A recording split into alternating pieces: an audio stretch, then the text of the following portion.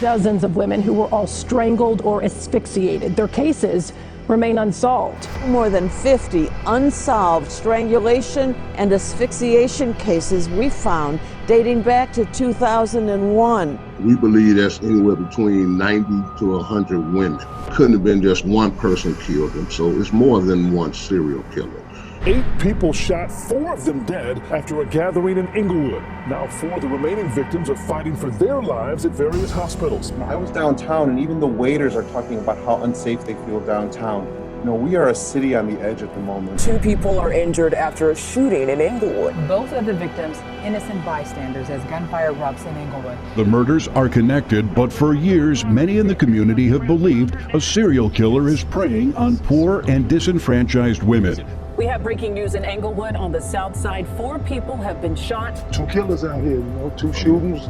People died. It's chaos, man. We think it's extremely likely that there are a common killer or killers in the Chicago series. We spoke with an Englewood neighbor, and she says she heard at least 8 to 10 gunshots. Now the fire department calling this a homicide. A popular local bartender is dead. The hunt for the Chicago Strangler. The cases of 51 missing and murdered Chicago women over the past 20 years. That a serial killer has preyed on African American women right here in Chicago. We got a problem. Somebody is killing black and brown women in these communities. We need to be vigilant.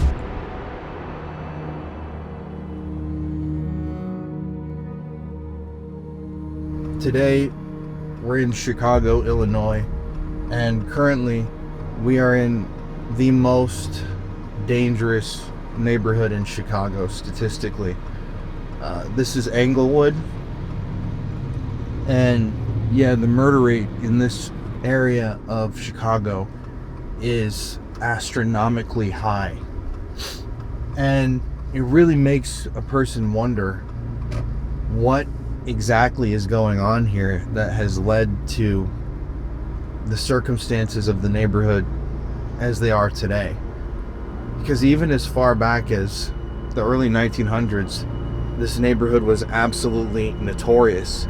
One of America's most infamous serial killers. Some people credit this guy with being, the first. I think that Servant Girl Annihilator in Austin was really the first, but we'll talk about him in a second. He had his murder torture castle in this neighborhood.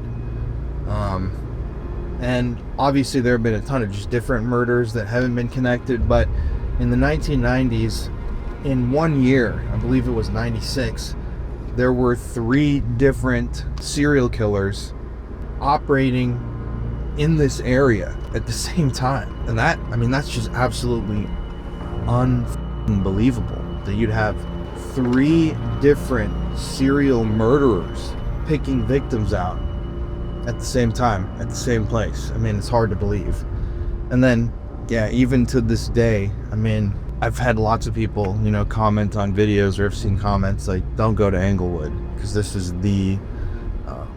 like the notorious part of Chicago that makes it on the news because of the murder rate. Today we're going to be checking out a number of different locations in this neighborhood, telling these stories. Yeah, it's crazy to be here. Already you can see leaving our hotel downtown and coming out here. There's a lot of blight in this neighborhood. So abandoned factories, I think we passed a couple, abandoned houses, abandoned stores. Lately, it seems like everything has some sort of unnecessary chemical in it. We are ghost hunting all the time in extremely toxic environments, old abandoned buildings that could be filled with asbestos, dust, mold, other toxins, and particulate, but I'm most concerned about unnecessary chemicals that are added to products that I use in my everyday life. You see, coming home from these investigations, after a while I started paying more attention to the products that I was using in my own home. And when I looked into it, I realized that my own laundry detergent that I had been using for years was the worst offender. Did you know that traditional laundry detergent can leave harsh chemical residue on your clothes? Yeah, neither did I at first. Turns out, most popular detergents are packed with harsh chemicals that can irritate your skin, mess with your hormones, and cause allergic reactions. Some of these chemicals, like optical brighteners, literally stick to your clothing like glue. And the craziest part, these chemicals don't even clean your clothes. They just trick your eyes into thinking that your laundry looks whiter and brighter than it really is. You can actually see these chemicals under a black light, and it's pretty disturbing, let me tell you. Those discoveries didn't sit right with me, especially because these chemicals were inside of something that I use all the time around my home after those intense ghost hunts. I don't want that stuff lingering in my safe space or in my gear, so I switched to Earth Breeze. Their detergent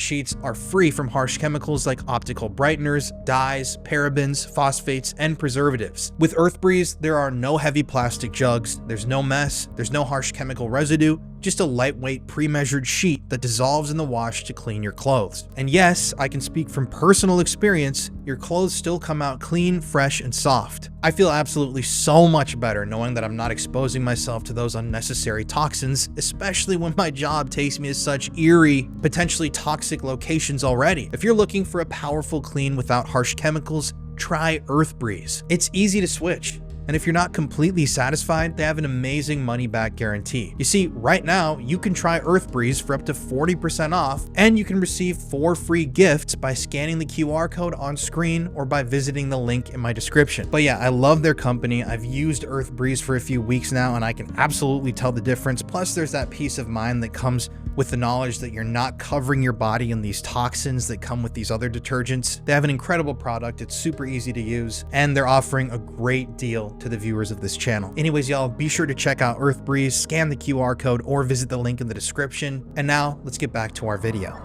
Englewood, Chicago's infamous serial killer's playground, emerged as a hotspot of unimaginable violence in the 1990s and 2000s, where systemic neglect, rampant drug addiction, and economic collapse created a fertile ground for predators and serial killers to thrive and operate almost completely undetected amidst decaying urban landscapes and eerie abandoned buildings. This predominantly African-American neighborhood on the south side of Chicago suffered from decades of redlining, white flight, and disinvestment. All symptoms which led to an explosion in the number of abandoned buildings in the neighborhood that eventually served as the dumping grounds for a number of different serial killers.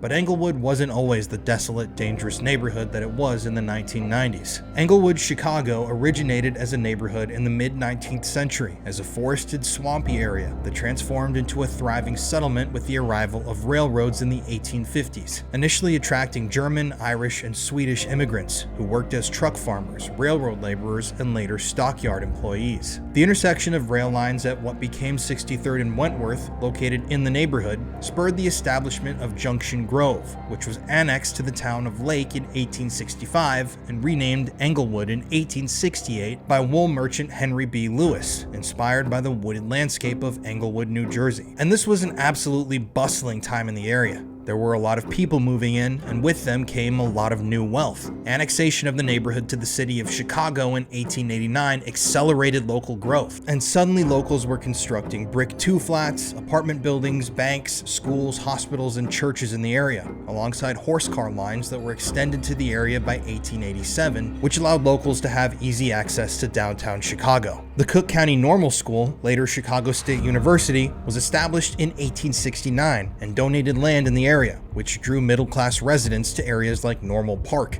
And by the 1920s, the population had surged to over 86,000 people, with a bustling shopping district located at 63rd and Halsted becoming the second busiest in all of Chicago itself, featuring major department stores like Sears, which opened in 1929 for $1.5 million, and hundreds of smaller businesses, supported by 2,900 daily street railways, elevated, and suburban trains.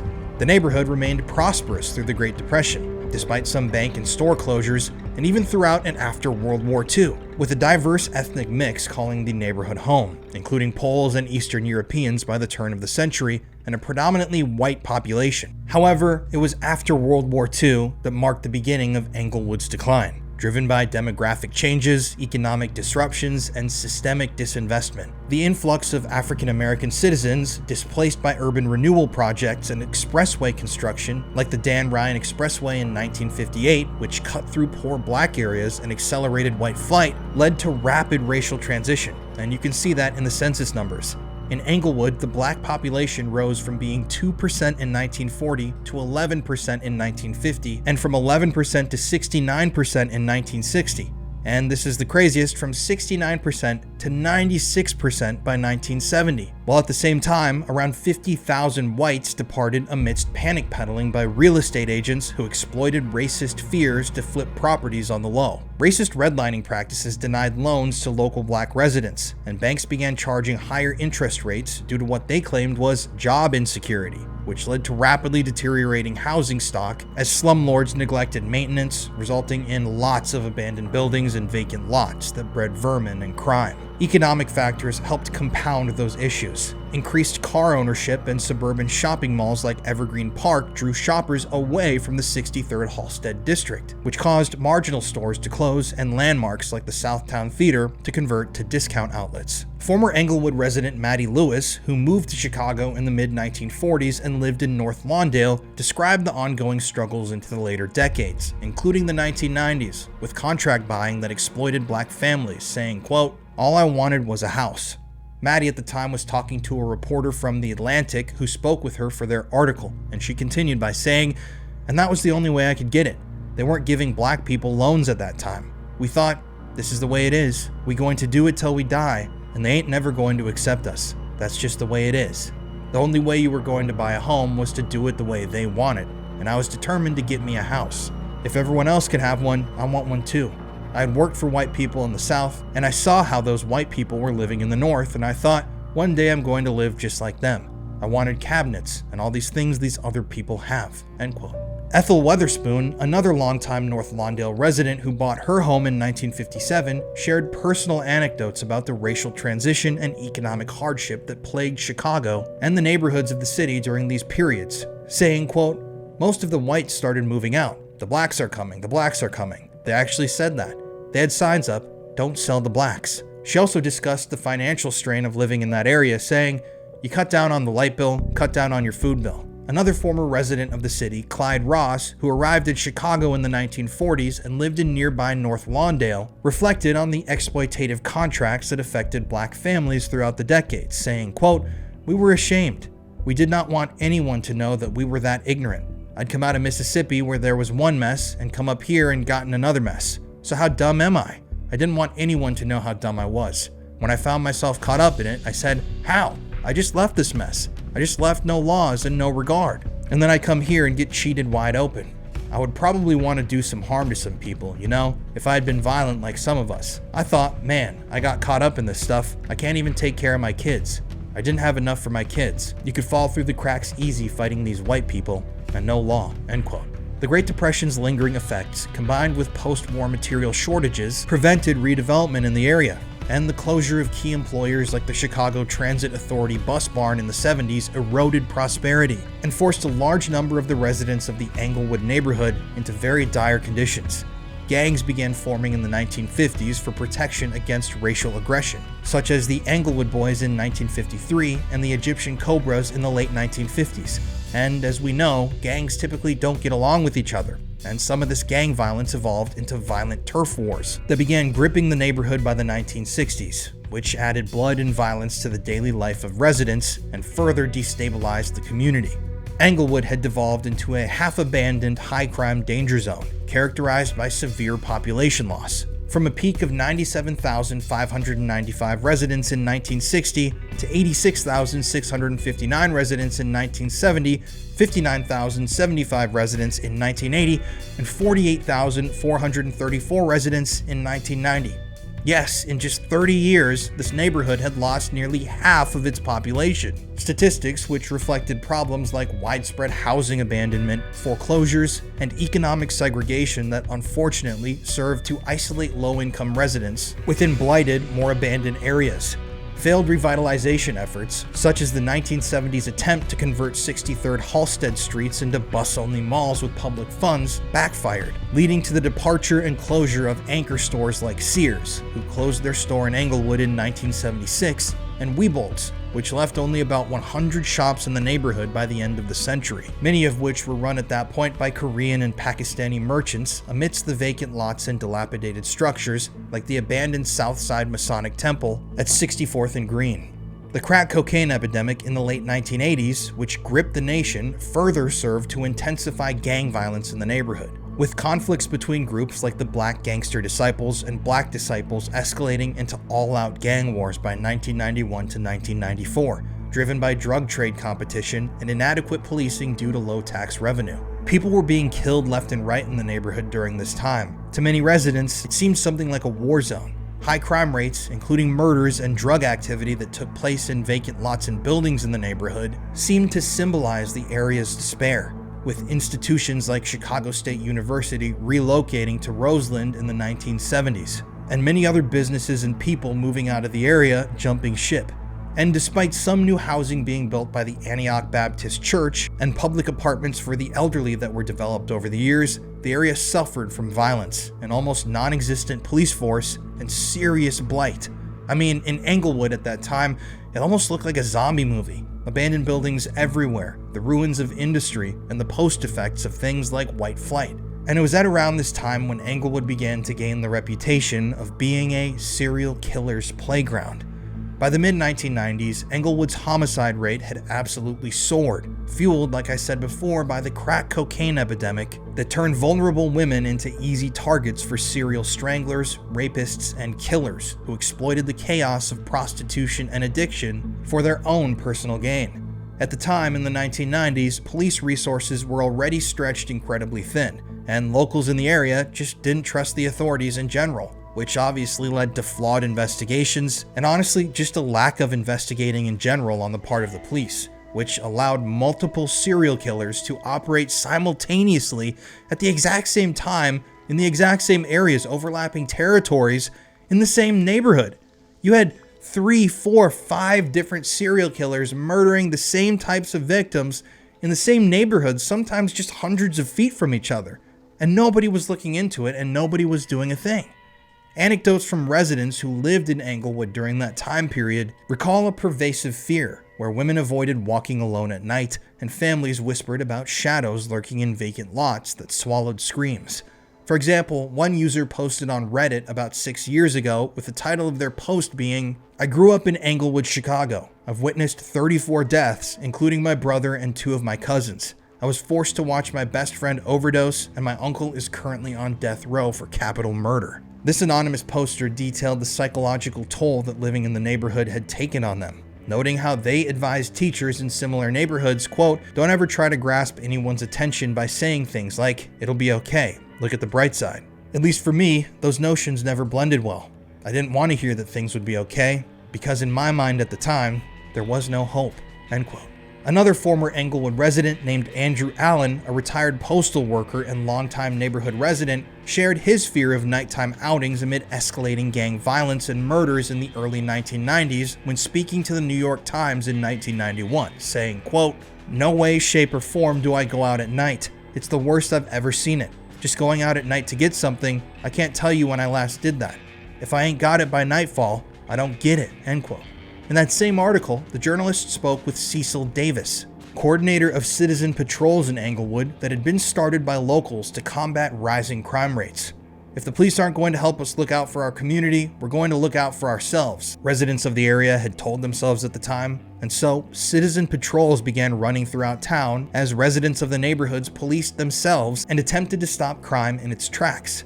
We're at the zenith of this murder situation. People are worried about who's next and how close is it going to be to me, Cecil stated in the article, recalling how neighbors organized those patrols to combat the fear, but still felt overwhelmed by the violence.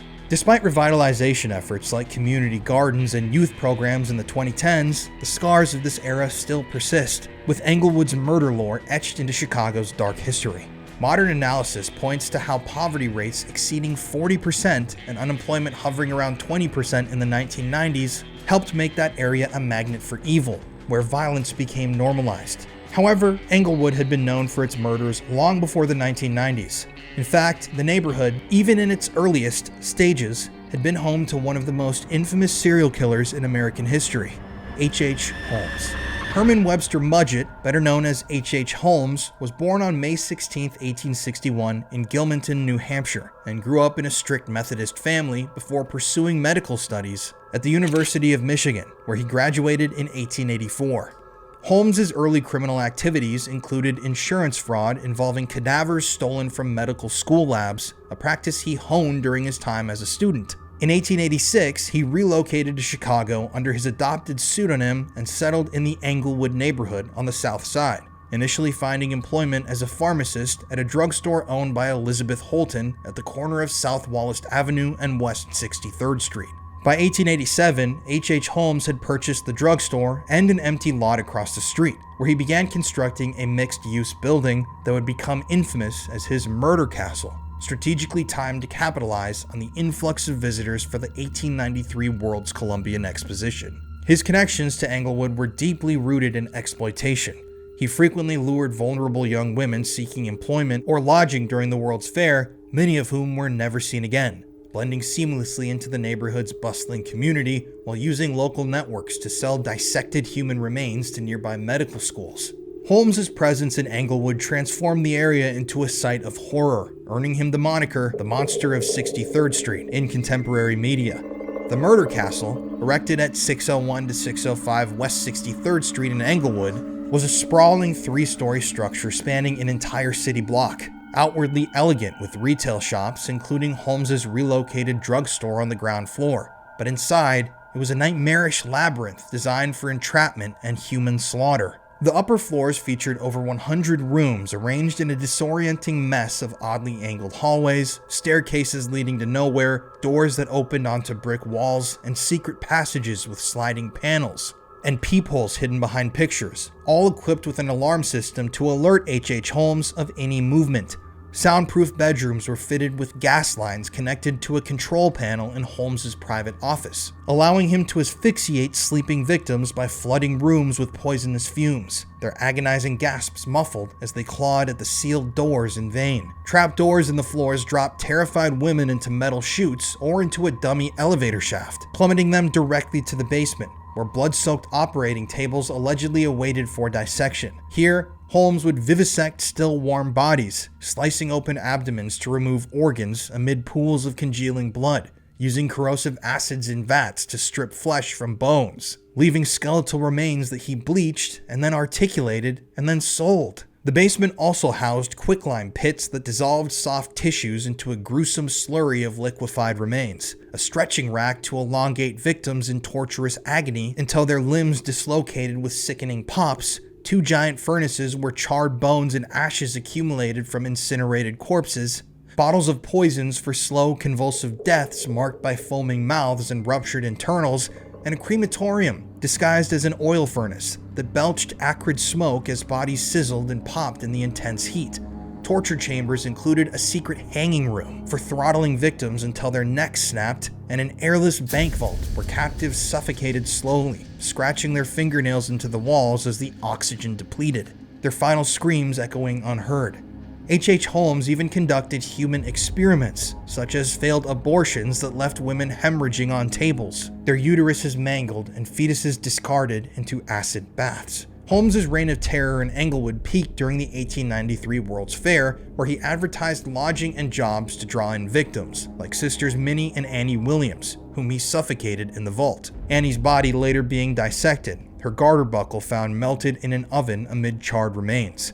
Other gruesome killings included that of his mistress Julia Smythe, who bled out during a botched abortion, her intestines exposed and body dismembered, and her own young daughter Pearl, who was poisoned, her tiny frame then reduced to bones in the basement. Holmes confessed after he was arrested to 27 murders, including those of Benjamin Peitzel and his children, whose nude bodies were asphyxiated in trunks with gas hoses, their skin blistered and eyes hemorrhaged from the fumes, before being burned or buried. Arrested in 1894 and executed by hanging on May 7, 1896, H.H. Holmes left a legacy of horror in Englewood, and the castle itself burned suspiciously in 1895, possibly a work of arson to destroy evidence, and was later demolished in 1938, replaced by the Englewood Post Office. Though some sensationalized accounts have inflated his victim count to over 200, the confirmed number of killings attributed to H.H. Holmes, those that people can verify, number around 9. Yet the neighborhood's association with this gore-filled domain endures in true crime lore. So, even as far back as in the late 1800s, Englewood as a neighborhood was already associated with an infamous serial killer and a string of gruesome murders, and over the next few decades, things would calm down a bit. That is, until the 1990s, when 3 different serial killers at minimum were found to have been operating in Englewood at the same time. So, let's talk about our first perp, and arguably the most infamous of them all, a man named Andre Crawford. Serial killer number 1, Andre Crawford. Andre Crawford, born March 20th, 1962 in Chicago, Illinois, was an American serial killer, rapist, and necrophile convicted of murdering 11 women between 1993 and 1999 in Chicago's Englewood neighborhood. Known as the Southside Strangler, Andre stood 6 feet tall, and his crimes targeted primarily black women involved in prostitution or drug addiction, many of whom were casual acquaintances of his, and he engaged in necrophilic acts with their corpses. In other words, to put it bluntly, Andre ate the dead bodies of the victims after he killed them. Andre's early life was marked with instability. His father abandoned the family shortly after his birth, and his mother was prosecuted in the late 1960s for neglect, leading to Andre and his sister being placed in foster care with 4 other children. He later claimed to have endured beatings from his foster parents and from family members, and later ran away as a teenager to stay with relatives who allegedly abused him even further and forced him into prostitution, though these allegations were denied by his sister, adoptive parents, and relatives. Andre's adoptive father noted his son's drug addiction as having begun in the mid-1970s, which had unfortunately caused him to drop out of school at the young age of 17. In the early 1980s, Andre enlisted in the U.S. Army and later the Navy, but was dishonorably discharged due to ongoing drug use and inability to perform duties. Returning to Chicago after a failed career in the military, Andre lived in poverty, abusing drugs and alcohol, working low-skilled jobs, residing in abandoned houses, homeless shelters, or with friends, and frequenting red light districts where he mingled amongst prostitutes and pimps. Although his friends all talked highly about Andre's character during this period of his life, it was around this time when Andre's rap sheet really began to grow, and he ended up being arrested multiple times on charges like theft and drug possession between March 1993 and November 1999, receiving a suspended sentence in 1999 that included a blood sample. He was also arrested in 1995 for assault but was released after the victim, a drug addict, refused to cooperate. However, throughout this period of his life, in the 1990s, no one knew that Andre was harboring a dark, disturbing secret, one that would come to light very soon. A secret that he would have rather died with. Even though on the outside, Andre appeared to be your average down-on-his-luck Englewood citizen, in reality, he was a violent, sadistic, perverted serial killer who had been targeting women in the neighborhood for close to a decade. Andre's murder spree spanned from 1993 to 99, and all occurred within Chicago's Englewood neighborhood, an area which, as we've talked about in this episode, was already notorious for high violent crime rates and a lack of police presence. Andre selected as his victims black girls and women who engaged in prostitution or who were drug addicts as his victims, often luring casual acquaintances or prostitutes to abandoned houses or empty buildings under the pretense of sharing crack cocaine or exchanging money for sex. But once he lured these women back to the abandoned properties with him, the demon took over. Once back and in his full control, Andre would attack.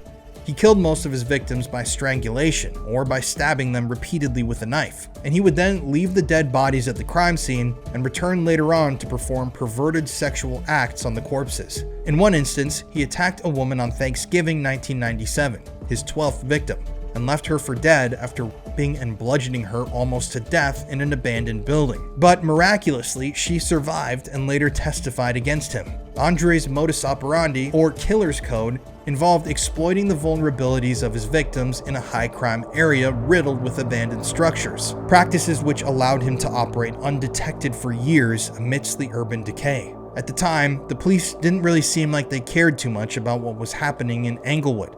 To them, when another destitute prostitute was murdered and her body was recovered, it seems like they would take a cursory glance at the evidence, look the entire case over a single time, and then move on without performing any real thorough investigation. Nobody in the Chicago PD actually thought that there was a serial killer operating in Englewood. These must have been domestic situations gone wrong, I'm sure they told themselves.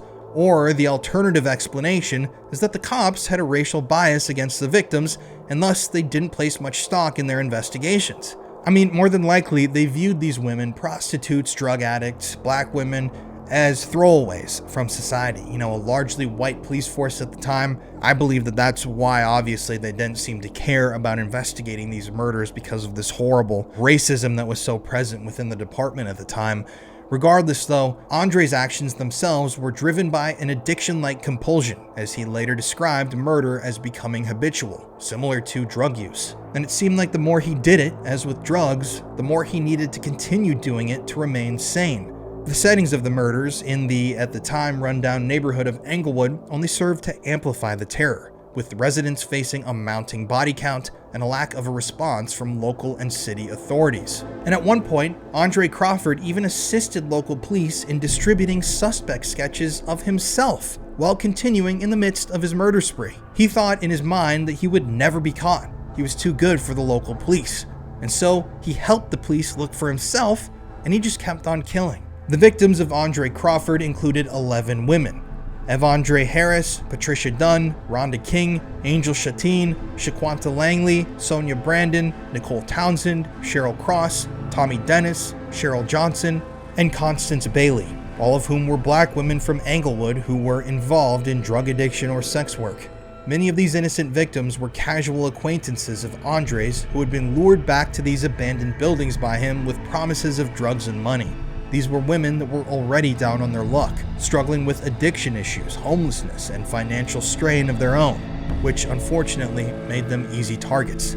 Specific details on these women's individual lives are limited in recorded history, but they all seem to share backgrounds of hardship, with bodies often discovered in abandoned buildings, partially clothed, or showing signs of post-mortem abuse. Victims' discoveries and their stories often went unnoticed, initially due to societal marginalization, like I said before. Eventually, though, the police would face massive amounts of criticism for their delayed responses to cases involving sex workers and addicts. But at the time, authorities really viewed these women, these victims, as people that had put themselves in these situations, castaways that didn't deserve a lot of their time. Horrible, I know.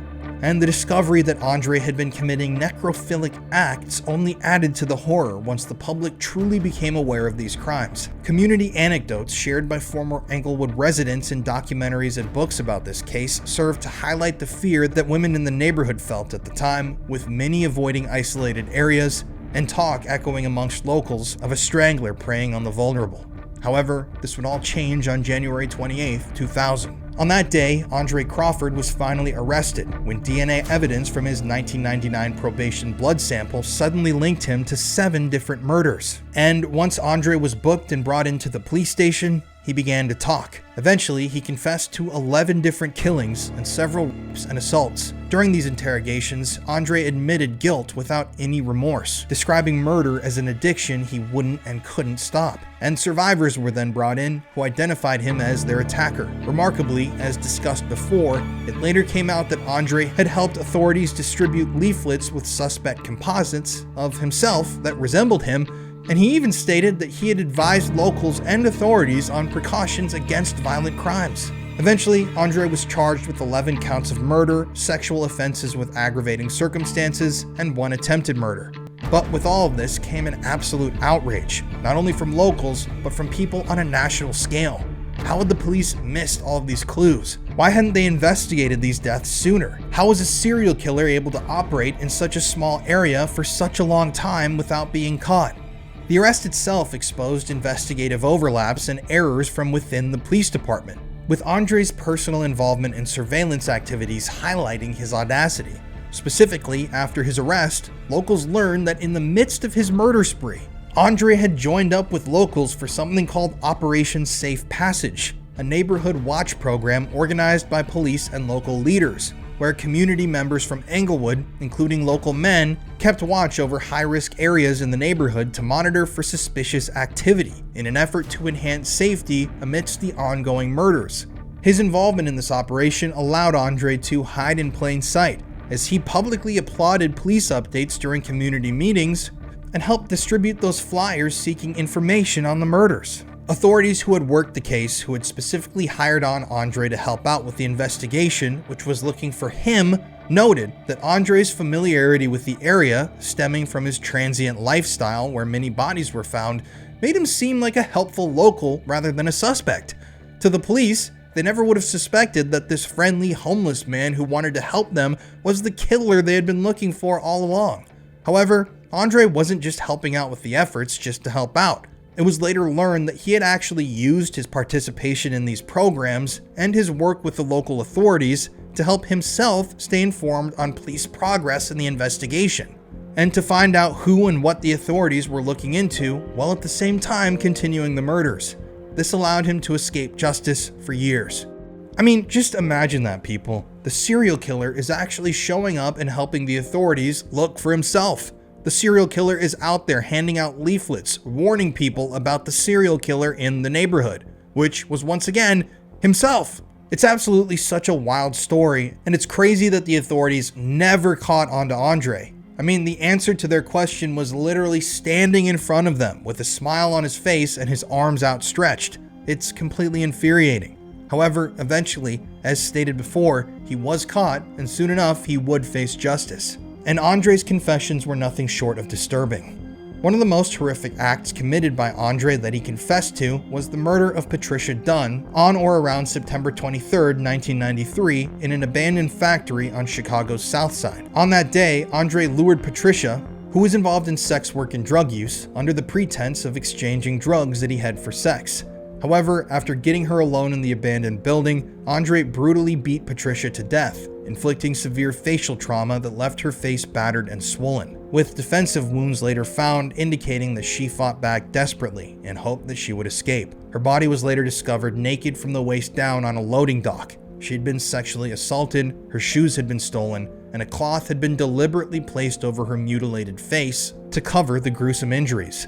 Andre later confessed to having sex with her corpse before leaving it, engaging in necrophilia as a part of his pattern of victim dehumanization. Another disturbing confession from Andre detailed his savage killing of Angela Chatine in the spring of 1995 in an abandoned house just a few blocks from Patricia Dunn's crime scene in Englewood.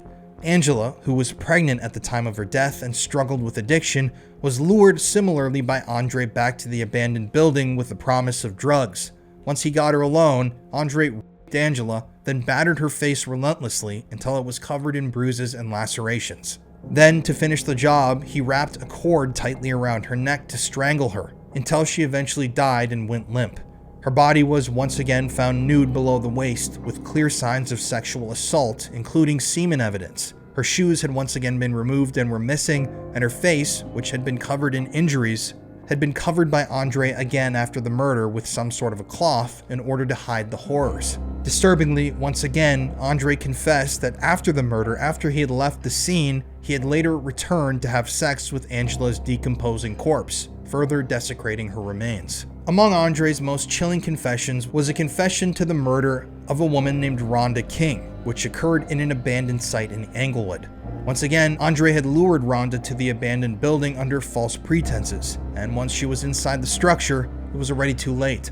Rhonda was stabbed repeatedly with a knife. The blade plunged deep into her back and left embedded there, piercing her vital organs and causing intense hemorrhaging. Due to the advanced state of decomposition that Rhonda's body was discovered in, animals had scavenged parts, potentially removing the knife, which left her partially skeletonized and unfortunately covered with maggot activity. Andre had strangled Rhonda as well to finish the job, combining his methods of killing and torture in order to inflict prolonged suffering upon his victim. He had also raped Rhonda and engaged in necrophilia with her dead body afterwards.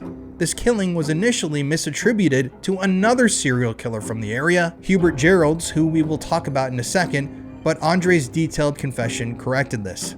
Obviously, this was all shocking and disturbing news in Englewood when this came out. This man had been luring women into decrepit, abandoned buildings, torturing and killing them, and then having sex with their bodies for years, all right there in their own backyard.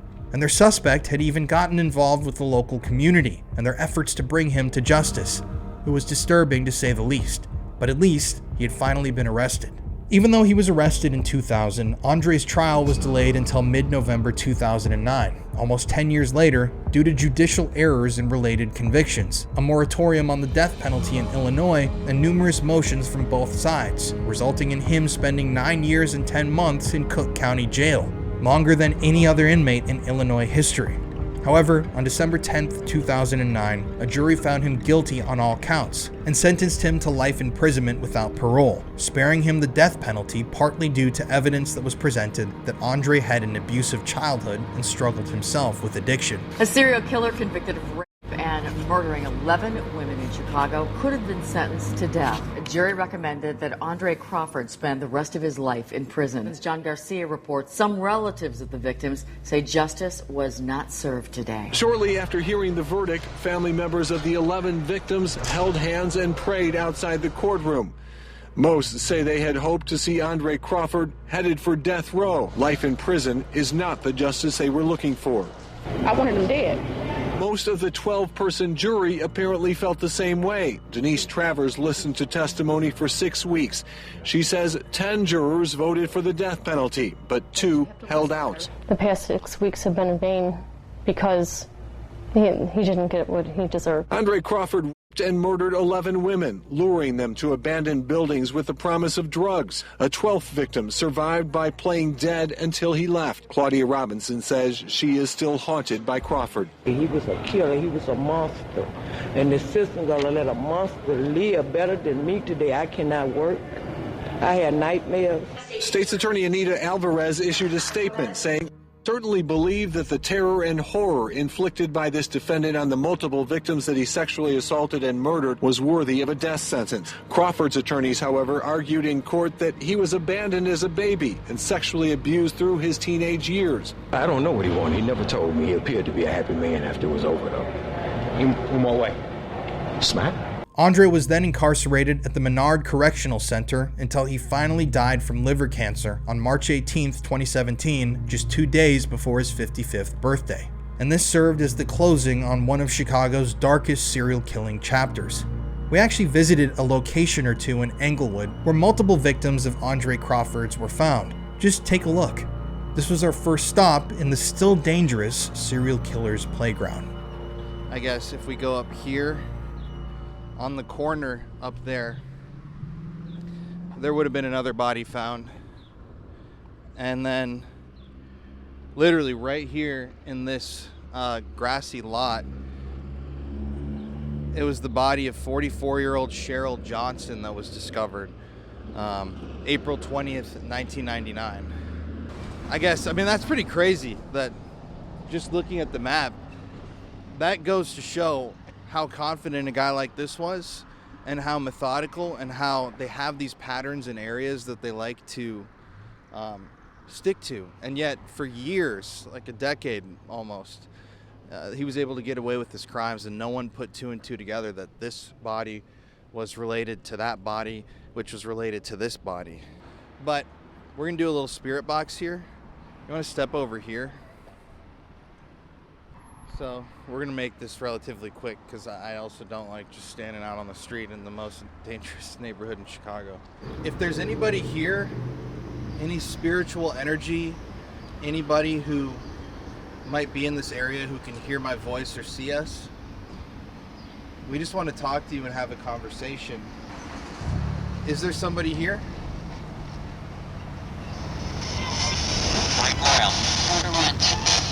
On the run.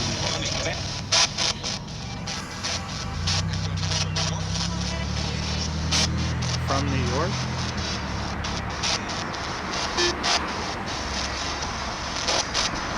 If there is someone here, can you tell us your name, please?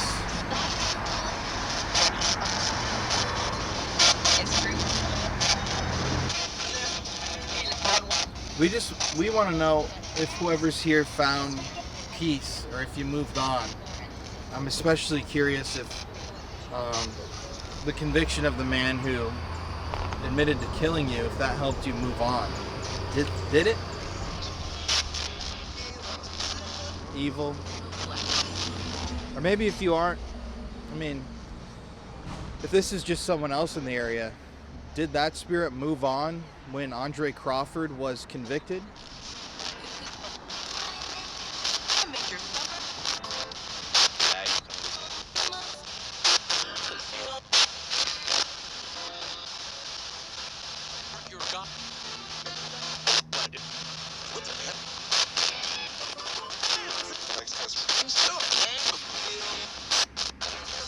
There's so many voices, and it's kind of loud around here. It's hard to hear.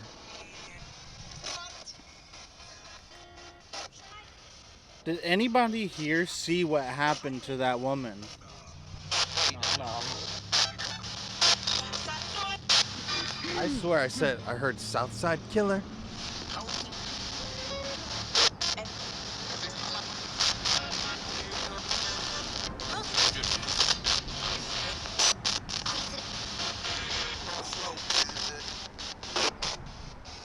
Is there anybody here that needs our help?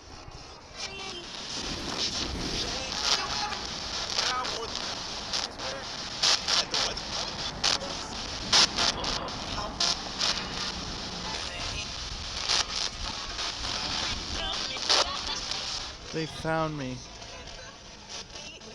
Can we just confirm, whoever's around here, that they got the right guy for all of these murders?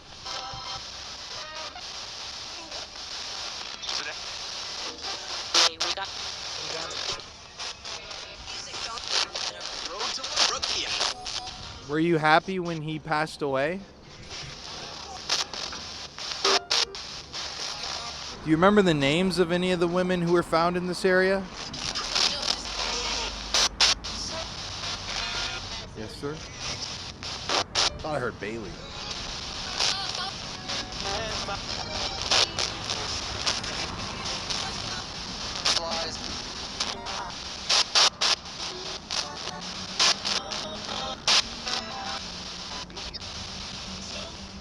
Do you know how they were killed? On a bed.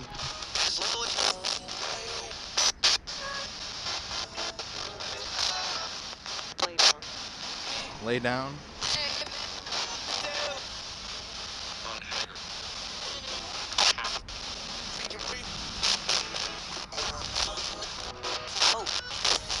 So Andre Crawford, he's actually dead. There's Chicago police right there. Interesting. If he's an evil motherfucker, he might come back to the crime scenes.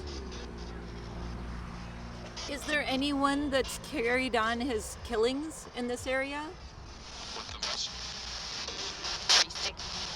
Got the message almost.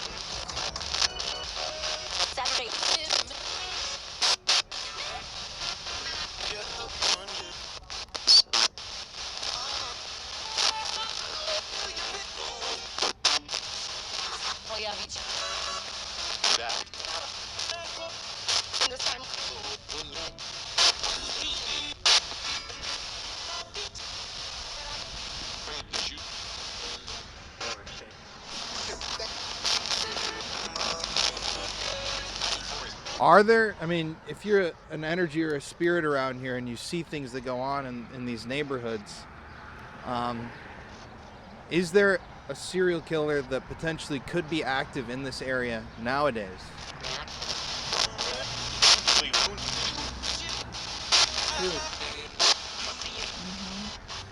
Is that true? There is one or two? That is.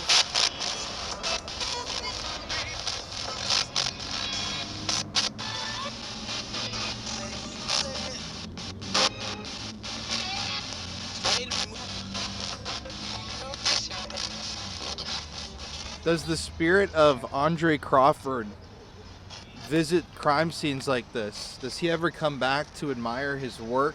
Because I'm assuming he wasn't allowed to cross to the other side like all of the rest of us.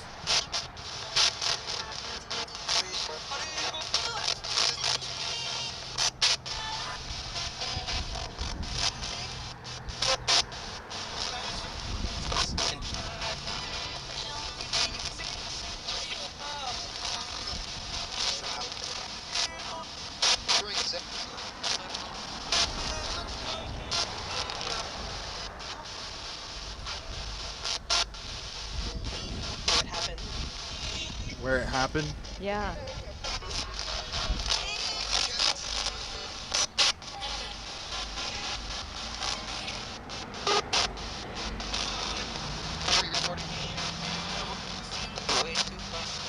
You guys got anything else? I don't think so. Any last message?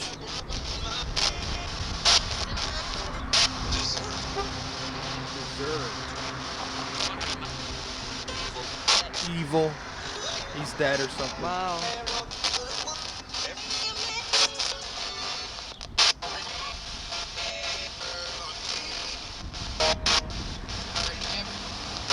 Kind of sound like my neighborhood. Well, to whoever's here, I'm more spiritual than religious, but I want to leave you some good words and energy. We're all here sending love, light, and healing energy to you, to this neighborhood, to this area. I know you don't need it, but we want to offer it. So if you see a light or you see a pathway somewhere, please take it and take our energy that we're giving you and use it to cross. Heard a lot of weird sexual words, and he would have sex with the bodies after they were dead. He was a necrophile. Oh. So, yeah, I mean, so there was a body found right there. There's a body found here. I don't know if the building's gone. And then, literally, there was a body found, like, right down here. So, it's actually kind of insane to think that that's all right here. He was very confident. I mean, it's pretty crazy, actually, leaving one body, like, literally, this is probably, like, what, 200 feet or so from the last one? Just driving down the street right now, we're heading to another location just to pass by where he dumped another body, the first victim of his. It's only a 5-minute drive from that first area. And between the two, all the bodies were found. So all throughout this part of Englewood. And I think you brought up a good question, Mary, that it makes you wonder if there are any active serial killers. Something that's really interesting that I've read a lot about online in the Chicago drill scene, like hip-hop music, and how a number of those individuals could definitely be considered serial killers. They just use guns instead of strangling or knives. For example, there's King Von. What the f*** are these? Do you see this shit? Shipping containers. Dude, that is so bizarre. In the middle of a neighborhood? That is freaky. I mean, just look at that. I don't think I've ever seen something like that in a neighborhood. Look at all of them over there. Jeez. Dude, take a left and go down here. Dude. I mean, the whole city of shipping containers. I've literally never seen something like this. I mean, that's actually like just, dude, that's nuts. What the hell is this? It's literally an entire, they're like apartment complexes of shipping containers in this area. I mean, we're like sealed in here. I don't know if you can see it through the window, but we're like sealed in by these shipping containers. I mean, and this is just in the middle of this neighborhood. And then look at houses right here. I mean, like, people, I don't even think you can really gather how, like, tall that is on camera, but it's like you're walled in. It's interesting with, like, a character like King Von, who, you know, there are targeted killings in the kind of Chicago drill scene, like maybe gang-related murders or drug-related crimes. Someone with someone and they want to get revenge, but King Von actually just enjoyed killing, and he killed like a younger girl and murdered like a number of people.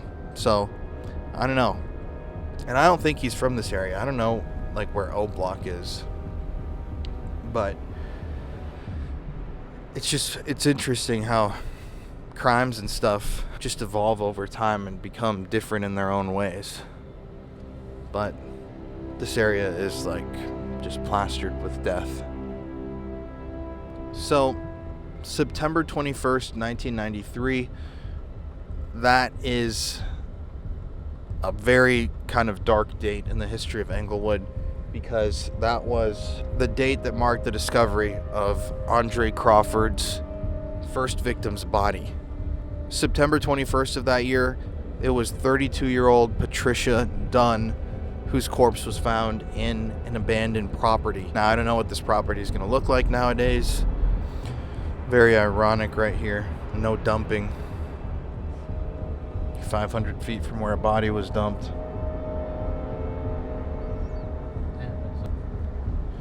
I wonder if there's going to be a house or something here. Yeah, so 700 West 50th Street, right there. That was the beginning of Andre Crawford's crime spree right here. And I know they don't erect, memorials to serial killers and stuff, but it's always just strange to think, I'm looking at this house, but you'd never be able to tell that this house was used for such nefarious purpose. But Andre Crawford wasn't the only serial killer operating in Englewood in the 1990s. In fact, there were at least 3 different serial killers, all murdering with the same modus operandi at the same time, in the same small neighborhood, in the same city. You see, women were going missing left and right and were turning up dead shortly afterwards all throughout the neighborhood, and no one knew who was committing the murders. Was it a lone wolf killer? A group of serial killers? Individual disconnected incidents? When the truth finally emerged, people were shocked, as it was much darker than they could have imagined. You see, at the same time that Andre Crawford was luring, assaulting, and killing women in Englewood, a man named Hubert Geralds Jr. was doing the exact same thing. Serial killer number 2, Hubert Geralds Jr. Hubert Geralds Jr., born on November 13, 1964 in the US, endured a traumatic childhood marked by abandonment by his father, Hubert Geralds Sr., and severe abuse from his mother's boyfriend, which included mental, physical, and sexual mistreatment. Little is known about his early years, but prior to his crimes, Hubert spent time in New York, where he was incarcerated and paroled on June 19, 1992 on drug charges. And after he was released from prison, Hubert moved to none other than Englewood, where he would embark down the darkest path imaginable.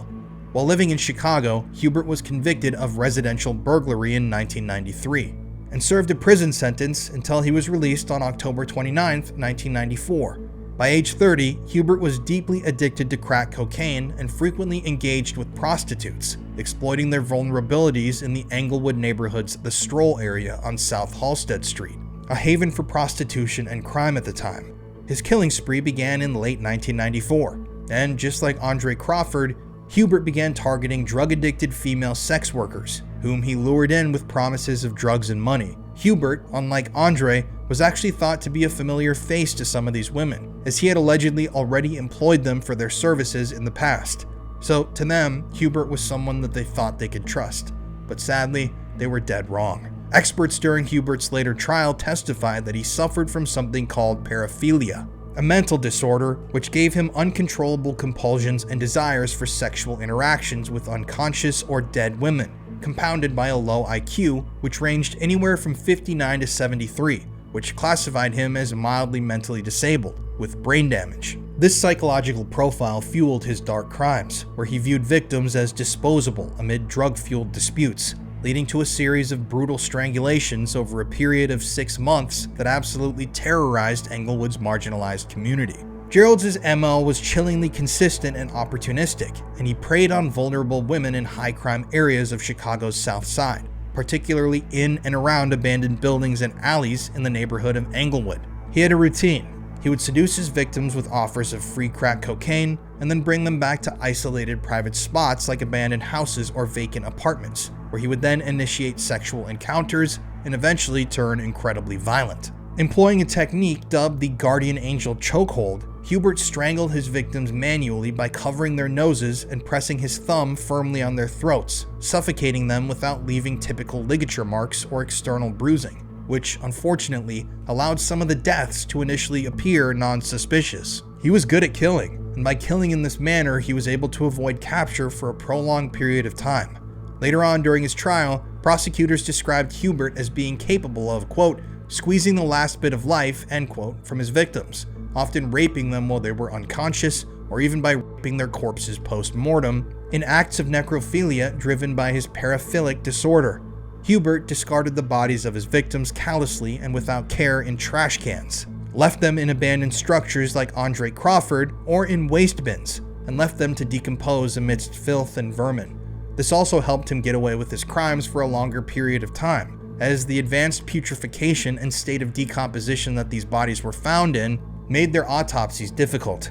Some remains were found swarmed with bugs and maggots, emitting foul odors and partially skeletonized due to exposure. The cause of death in all confirmed cases was asphyxia by strangulation, and according to records, no defensive wounds were found on the bodies of the deceased, indicating that before their deaths, the victims were already in weakened states from drug use, which assumedly only served to amplify the horror of their final moments spent gasping for air as Hubert, a seemingly nice guy, suddenly flipped a switch, overpowered, and murdered them. Hubert's victims were once again all black women aged 23 to 42 struggling with addiction and sex work, and suffered agonizing ends, as detailed in police reports and confessions. Dorothy Winters, 37, was found on December 22, 1994, strangled and discarded in an abandoned location, her body showing signs of post-strangulation, with her throat compressed until her windpipe collapsed. The body of 23-year-old Alonda Tart was discovered just a few months later on March 14, 1995, in a vacant building. She had been lured back to that location with drugs while she was dying and left in an abandoned building where decomposition had set in, causing her remains to become virtually unidentifiable. Joyce Wilson, 28, found that same month on March 26, 1995, had endured death by suffocation, her body violated necrophilically before being dumped like trash. At around this time, though, Hubert made a mistake. On the night of April 14, 1995, Hubert and a woman he knew named Clenshaw Hopes had been smoking crack cocaine and marijuana together at her apartment in the 5700 block of South Elizabeth Street, inside the Englewood neighborhood. Later on, Clenshaw stated that she and Hubert had left the apartment to go get more drugs and to find money so that they could pay for the drugs. They had both parted ways and split up, and at this point were each alone when all of a sudden she was grabbed by the neck from behind. She later on told the court, quote, "I was being lifted off the ground and started to black out," end quote. Clenshaw at the time was being attacked by Hubert. She was attacked in an alleyway near Racine Avenue, and shortly afterwards she passed out. Later, when she woke up from the strangulation attempt, she was being raped by Hubert inside of a van. Quickly coming to her senses, she fought him off and dove through a piece of wood that was covering an opening, and managed to crawl her way out. Clenshaw later stated that she remembered running like hell and made it back to her home, where she immediately contacted police. But the police did absolutely nothing. Even though at this point a victim had escaped Hubert and gone to the police with their alarming story of rape and strangulation, he was never arrested. Nothing was done. He wasn't arrested or investigated, and he was allowed to continue on with his murderous rampage. Keep in mind, this event occurred in the middle of his killing spree, meaning that if the police would have stepped in and connected the dots at this point, many more lives could have been saved. But they just didn't do it. A few months later, Millicent Peanut Jones, 25, was killed on June 12, 1995, strangled in an abandoned area after a crack smoking session, and her corpse afterwards left to rot in an alleyway. Mary Blackman, 42, was found once again that same month on June 17th in a trash bin near Hubert Geralds Jr.'s family home on South May Street in Englewood. Relatives who had spent time at the house actually reported a disgusting smell emanating from the area, but they couldn't track down where it was coming from. Eventually, though, a discovery was made that would change the course of Hubert's life forever. Hubert was finally arrested on June 18th in Englewood, following a series of events triggered by the discovery of his final victim's body the previous day. The key turning point came on June 17, 1995, when Gerald's sister, Angela Geralds, found the decomposed body of her close friend and housemate, Mary Blackman, stuffed into a trash bin behind their shared family home on South May Street. Angela was horrified. She had just stumbled upon the dead body of her close friend and housemate. However, immediately, she thought she knew who could have been responsible for this. None other than her own brother. You see, Angela knew that Hubert had a history of violent behavior, drug abuse, and prior interactions with local sex workers and addicts. And so, fearing the worst, she immediately contacted the Chicago Police Department to report the body and express her concerns about her brother. Angela's tip provided the direct link that prompted swift police action in an area already plagued by unsolved strangulations of vulnerable women. The police response itself was expedited because investigators, including Sergeant Jack Ridges and Chief of Detectives Michael J. Malone, immediately recognized Hubert's name from that earlier incident report that was made in April of that same year. You know, the report that Crenshaw Hopes had made, where she claimed that Hubert had raped her and attempted to strangle her to death, that the police had never acted on. And something else disturbing came to light after Hubert was arrested as well. It turned out, and you won't believe this, that Hubert himself had contacted the Chicago police in March of 1995 to report the discovery of the body of Joyce Wilson, a 28-year-old prostitute and drug addict who was one of his victims during his serial killing spree in Englewood. That's right, Hubert had actually called the police on himself and had led the police to the body of a woman that he had killed. And they didn't question him at all beyond the formalities about this discovery. On that day in March of 1995, when Hubert called into the police, he actually met up with the officers and led them directly to Joyce Wilson's body, which was found on March 26, 1995, in the back of a parked delivery truck in a vacant lot at 5544 South Racine Avenue near the Englewood neighborhood. Joyce, like all the other victims, had been strangled. At the time, the responding police officers questioned Hubert directly, but released him almost immediately afterwards due to a lack of evidence linking him directly to the crime. And no, even after this, he was never considered to be a suspect. This incident occurred amidst a wave of similar murders in Englewood, where Wilson's death was the fourth in a series that Hubert would later confess to, though authorities initially downplayed the possibility of a serial killer to avoid community panic. And keep in mind, let's think of the timeline here. Hubert called the police on himself to report having found the body of a victim of strangulation murder. Then a month later, a woman filed a police report claiming that Hubert had raped her and attempted to strangle her. They had it right there. The same guy who reported finding the dead body of a woman who had been strangled. There's a report generated about that guy saying that he tried to strangle and kill a woman. And the police did nothing. They didn't connect the dots. They didn't investigate Hubert as a major suspect. They did literally nothing. And all the while, women's strangled bodies kept appearing all throughout the neighborhood. So, obviously, after Hubert's own sister turned him into the police and all of this information came out, the public was shocked. Now the police began doing their job. You see, this prior contact that Hubert had with the police, combined with Angela's report and the pattern of murders in Englewood, raised immediate red flags, and shortly afterwards, Hubert was located and taken into custody without resistance. The arrest occurred amid a backdrop of community fear, as the police had been investigating a string of 6 similar killings since December 1994, but had downplayed the serial killer angle to avoid raising a panic. Following his arrest, over a period of several days at a Chicago police station, during which he confessed to the murders of 6 women: Rhonda King, age 18, Dorothy Withers, age 37, Alonda Tart, age 23, Joyce Wilson, Millicent Peanut Jones, age 25, and Mary Blackman, the final victim. He provided to the police specific details about the crime scenes, motives, often disputes over drugs during sexual encounters, and his method of strangulation, which helped them corroborate the evidence. However, in February 2000, DNA evidence and a confession from another serial killer, Andre Crawford, led to Hubert Geralds Jr.'s exoneration for the murder of Rhonda King, who he had falsely confessed to killing. I mean, it's just absolutely insane when you think about the fact that a killer was actually falsely confessing to the murder of a victim of another serial killer who had been operating with the exact same MO at the same time in the same area. That's how dark and violent this neighborhood was during this period. Eventually, Hubert was charged with 6 murders and 1 attempted murder, which led to his trial and death sentence in 1998, which was later commuted to life imprisonment in 2003. We actually visited locations linked to Hubert's crimes while we explored Englewood. Take a look. So as you can see, I don't know if you'll be able to see this, but from that last pin where Andre Crawford's first victim was discovered, her body, we're only 1.1 miles away, 4-minute drive away from the family home of another Chicago, Englewood specifically, serial killer who was active in the exact same years as Andre Crawford. This time the man's name was Hubert Geralds Jr. He was targeting women with the same kind of profile, sex workers, drug addicts, people whose society, according to many, kind of tossed to the side. But I mean, I can't imagine how unsafe you must have felt to be a woman around here in this area in the 1990s. I mean, 3 different serial killers targeting women in this one kind of pretty small geographic area. And some of these guys were bold. Like, Hubert kept a body, I believe, in a trash can outside of the family home.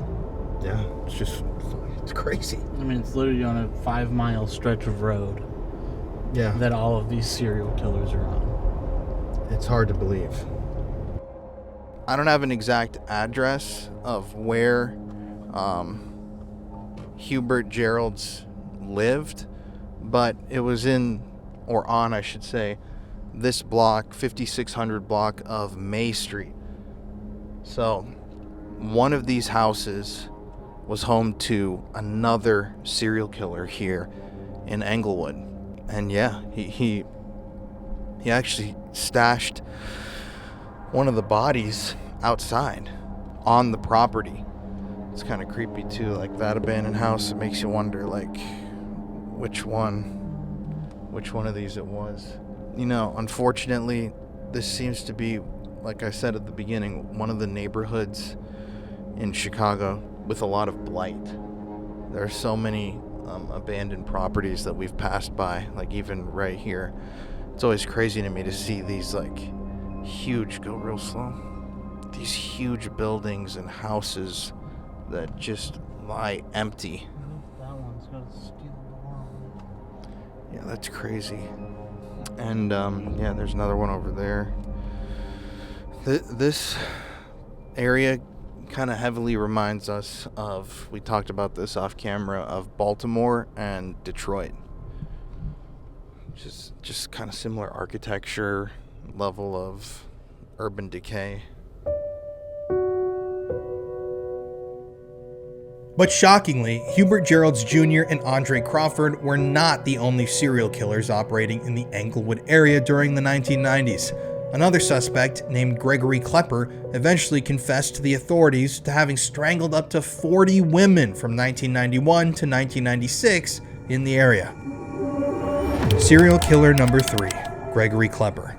Gregory Clepper, born in 1968, emerged as a suspected serial killer on Chicago's South Side where he lived, and according to his own words, he targeted vulnerable women amid a severe crack cocaine addiction that, according to his words, fueled his violent impulses. Gregory lived in the Englewood area, a setting which, once again, provided him with ample opportunities to prey on drug-addicted prostitutes, whom he encountered frequently. Between December 1994 and July 1995, Gregory relocated temporarily to St. Paul, Minnesota, where he became wanted on multiple charges, indicating a pattern of sexual violence that predated some of his known murders. Upon returning to Chicago, however, his known killings escalated, driven by disputes over payment for sex acts, often escalating to brutal assaults when victims demanded compensation. Gregory's MO involved luring women once again with the promises of drugs or money, just like the previous 2 serial killers that we've already talked about, and then once again strangling them in a fit of rage, sometimes accompanied by or beatings, afterwards leaving their bodies in degrading disposal sites like garbage bins, alleys, abandoned garages, or stairwells to humiliate the victims post-mortem. Gregory later admitted to having been under the influence of drugs and alcohol during many of his attacks, and claimed that being in that drugged state had impaired his self-control, yet his actions showed a calculated effort to conceal evidence and get away with murder. Gregory's victims were predominantly black women aged 19 to 46, once again many of whom were entangled in prostitution and drug addiction, whom he viewed as disposable due to their marginalized status in society. He strangled 11 of the 12 women he was charged with killing, with one dying from blunt force trauma to the head, often after sexual encounters that turned violent when Gregory refused to pay the sex workers and they protested. Gregory would choke his victims until they became lifeless, sometimes raping them during or after the assault, and derived a sick satisfaction from their helplessness and the power of imbalance. The bodies of Gregory's victims, as I said before, were frequently dumped in humiliating locations, such as trash containers or recycling centers, where decomposition was accelerated. For instance, one victim's corpse was discovered by a city recycling worker amidst sordid waste, her remains having been exposed to the elements and ravaged by environmental exposure. Like the other two killers mentioned before, Gregory's attacks were opportunistic, targeting acquaintances or strangers that he came across in his neighborhood, exploiting their vulnerabilities for his own disturbed gratification. The sheer number of suspected killings that Gregory admitted to, up to 40 according to his own words, painted a picture of a remorseless predator who treated human life as expendable in his drug-fueled rage. Among his confirmed victims was a 30-year-old woman who Gregory raped and strangled on April 23, 1996. Her name was Patricia Scott, and he committed this murder inside of the home that he shared with his mother.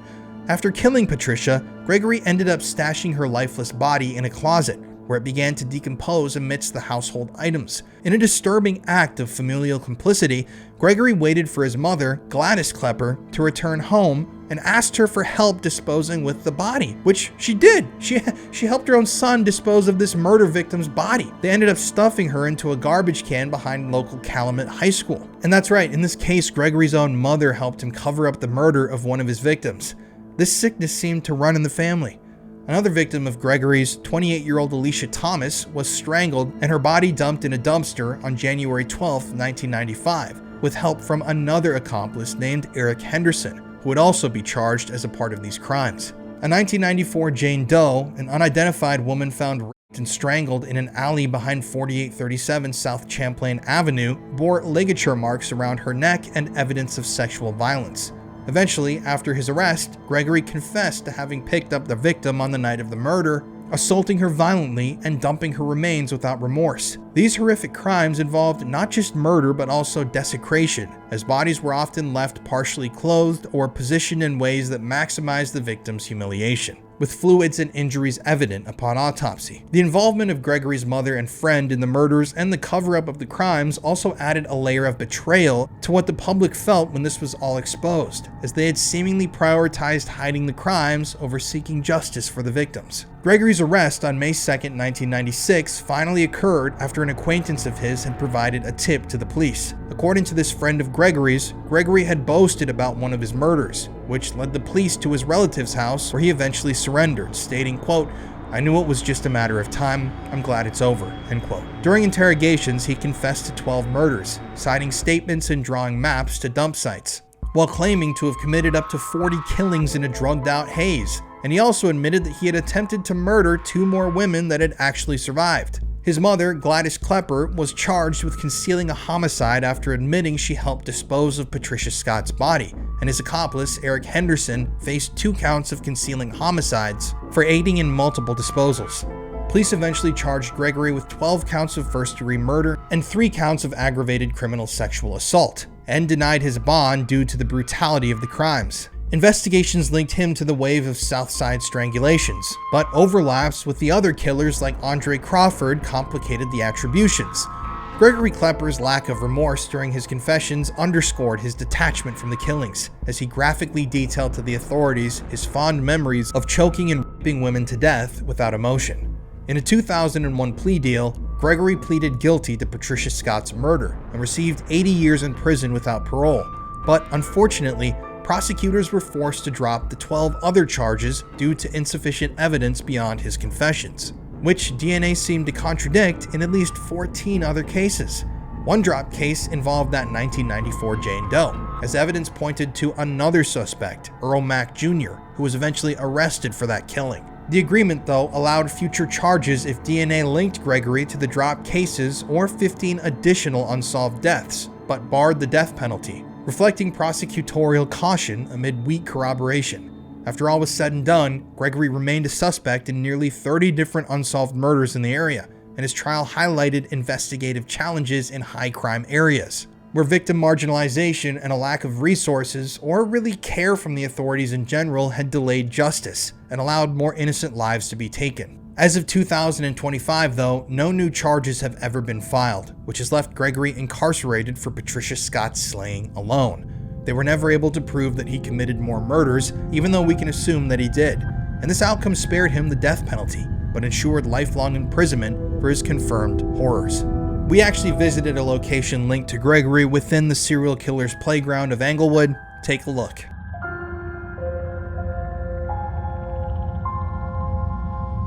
So, there's another pocket of crime right here in the Englewood Southside area.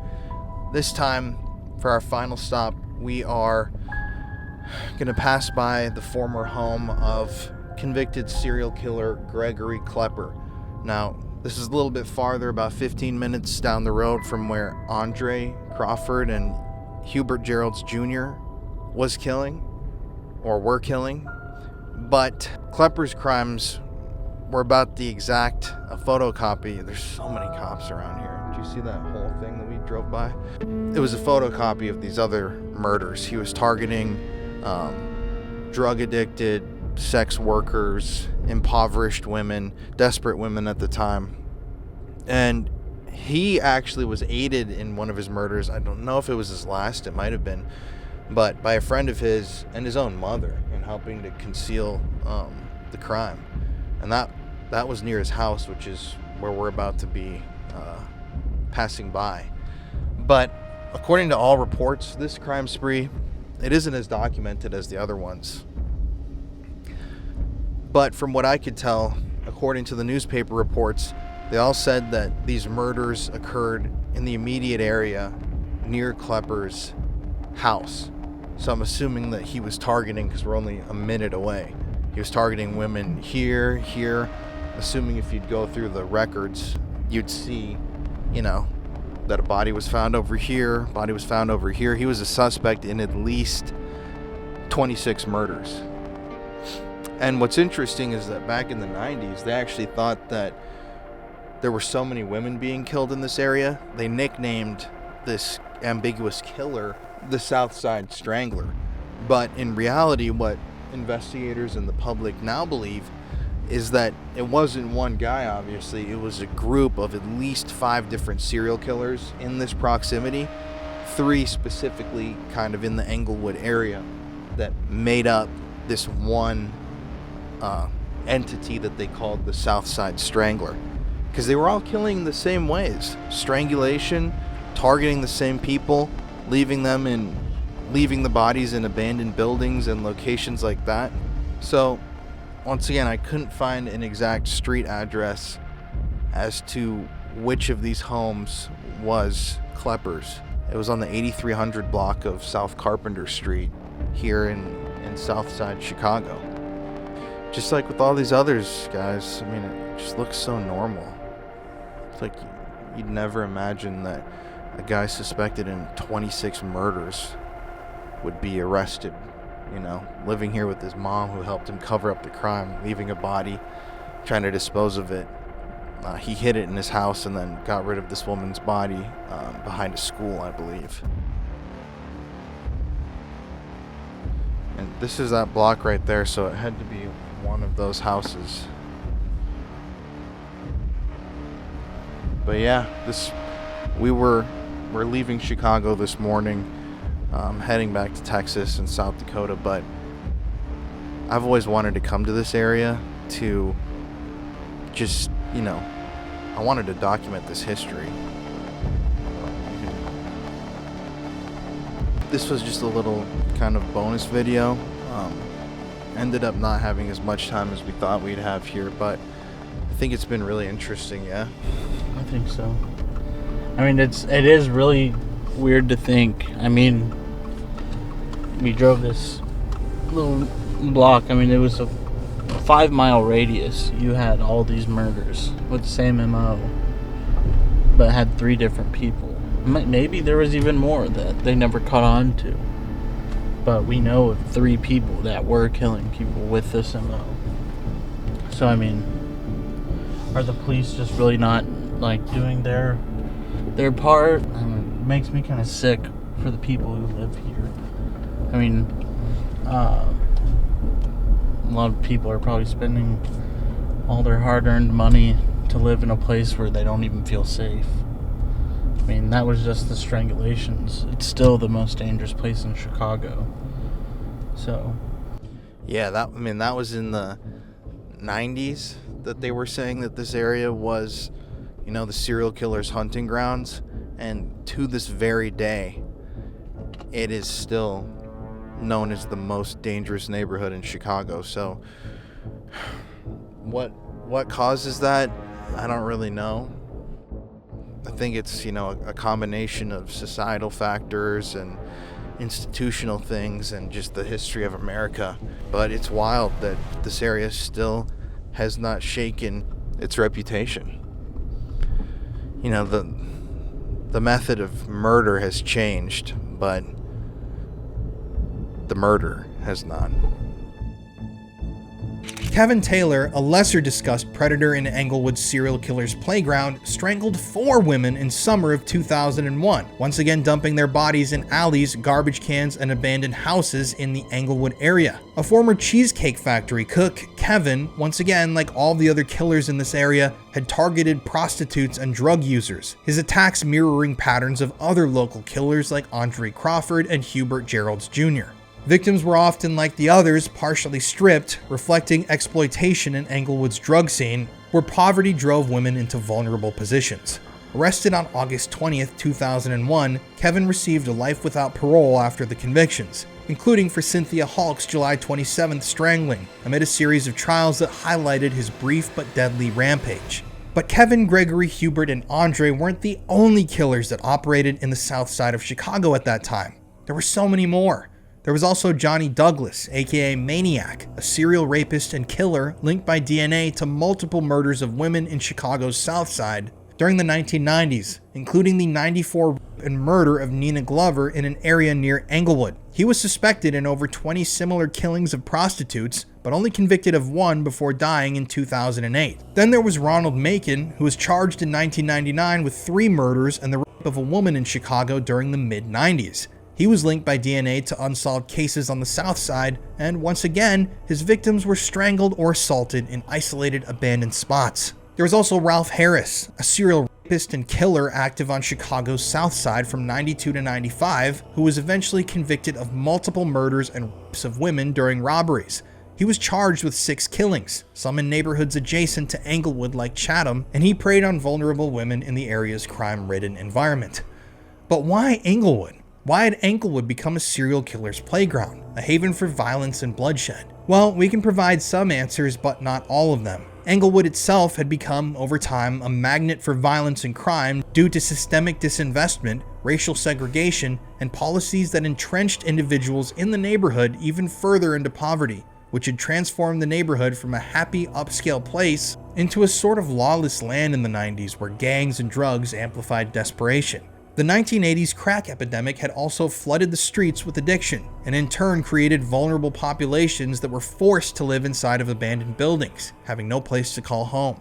There were also tons of abandoned buildings in the neighborhood due to the movement of industry, white flight, and general abandonment, which were ideal locations for killers like Andre Crawford and Hubert Geralds Jr. to hide their bodies, where they wouldn't be found for quite some time. High unemployment, exceeding 25% in the 1990s, and absent social services also fostered isolation within the neighborhood, normalizing violence as the predators themselves blended right into the chaos. Police bias against high-risk victims, aka black women in sex work or who faced drug addictions, also delayed probes and investigations into the murders, with later anecdotes emerging that discussed dismissed or forgotten reports, flawed and failed investigations, and a lack of care from the authorities, which had allowed the sprees to continue. Historical redlining had also confined Englewood's residents into these decaying areas, breeding a culture where murder lore, like H.H. Holmes' echoes, perpetuated fear. This socioeconomic toxicity drew in evil, as killers typically tend to exploit invisibility amid urban decay, and tend to go after those who society casts to the side, like the homeless and prostitutes. Community stories from Englewood also recall mothers warning their children of monsters that lurked in the neighborhood's alleyways, a metaphor for the real predators that existed there, thriving unchecked. Further hypothesizing, Englewood's violence magnet status in part stemmed from failed urban renewal, where public housing demolitions displaced residents and forced them to move into gang-controlled territories, which served to escalate turf wars alongside serial killings.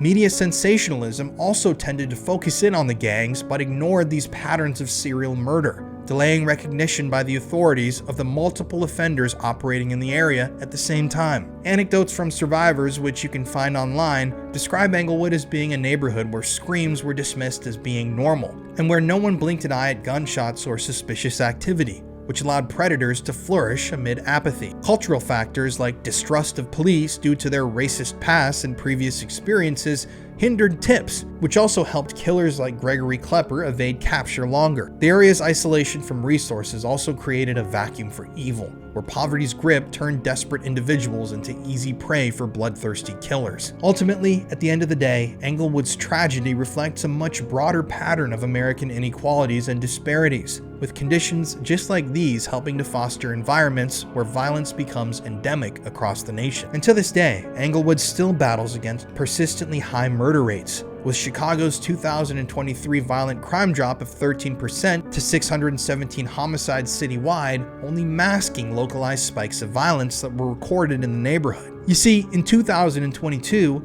Englewood's crime rate was roughly 125% above the city of Chicago's average, with gun violence and murders continuing well into 2024 and 2025, amidst gang conflicts and more. And by mid-2025, the middle of this year, Englewood's murder rate had fallen 45% from 2024, yet the homicide rate still nears 94 per 100,000, far exceeding national averages. Recent cases from the neighborhood include the deaths of Janiah Watkins, 20, shot fatally in a car in August of 2025, whose family has decried the senseless violence in Englewood, and the murder of a 71-year-old man who was stabbed to death in July of this year during an argument. In fact, in August of this year, Englewood saw 3 people shot in a car, one fatally, due to a reported road rage escalation turned deadly. And bizarrely, the unsolved strangulation crimes continue to persist within the neighborhood, and anecdotes of bodies being once again found in vacant lots have fueled fears of another unreported, uninvestigated serial killer, the Chicago Strangler. Activists who believe in this eponymous killer continue to highlight the suspicious unsolved murders of over 50+ black women in Chicago since 2001, and we're going to talk a lot about that next week with the release of our documentary on the Chicago Strangler. At the end of the day, the 90s in Englewood represented something dark, something disturbing. The neighborhood seemed to be the perfect combination of societal, environmental, social, and financial factors that created an almost perfect hunting ground for predators, a practical serial killer's playground. And the neighborhood continues to struggle with some of those same things to this very day. So yeah, thank you guys for joining us for today's episode. I know that this was a lot of talk and less investigation, but I felt like this is a very important story to share and to highlight and to chronicle. And it was crazy to me to see that you had all these killers operating at the same time in the same neighborhood, and the police literally just turned a blind eye to it and allowed more and more people to die. And these are problems that we're facing still today in American society: homelessness, drug addiction. I mean, I've been sober for almost 2 years now, so I understand what that's like, and I understand the struggles that people go through. And I've volunteered with rehab groups, and I've gone back to my rehab and spoken and stuff. And it means a lot to me. I know the struggle. I got to know so many people that struggled with such crazy, deep, dark things.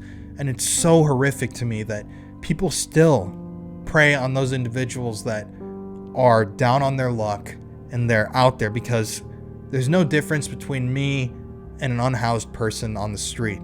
We're all human. We all have the same blood and the same organs inside of us. And I think that stigma needs to be eroded and broken down so that we can focus more on helping people already here in America that have been forced into these conditions, whether by the government or by, unfortunately, some of their own decisions that have led them down these darker paths.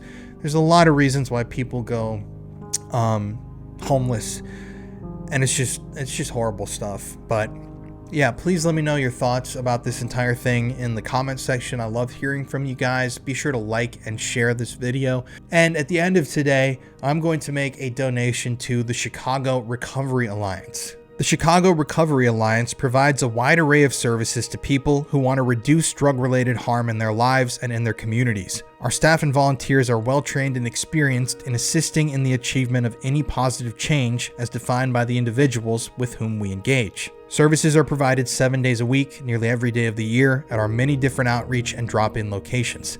If you're seeking positive change and assistance in reducing drug-related harm, we're here to help. I just love volunteering. I love working with people that have struggled. Always, if there's somebody out there who's struggling, please feel free to reach out to me and let me know. And I love helping, and I love talking to people.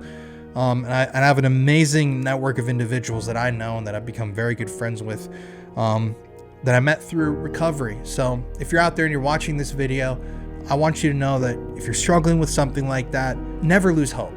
And you can do it. Like, I quit doing a lot of different stuff, and I didn't think that I could. I never thought that I could. But if you're out there and you're hearing this message and you do want to make a change and you feel like you need to make a change, my best recommendation is to just stop saying tomorrow and start living it today. It's life-changing stuff. But anyways, guys, we'll be back next week with the Chicago Strangler documentary, which is an incredible video. Thank you guys so much for watching. I'm your host, Colin Browen. I'll see you guys next week. And yeah, stay spooky.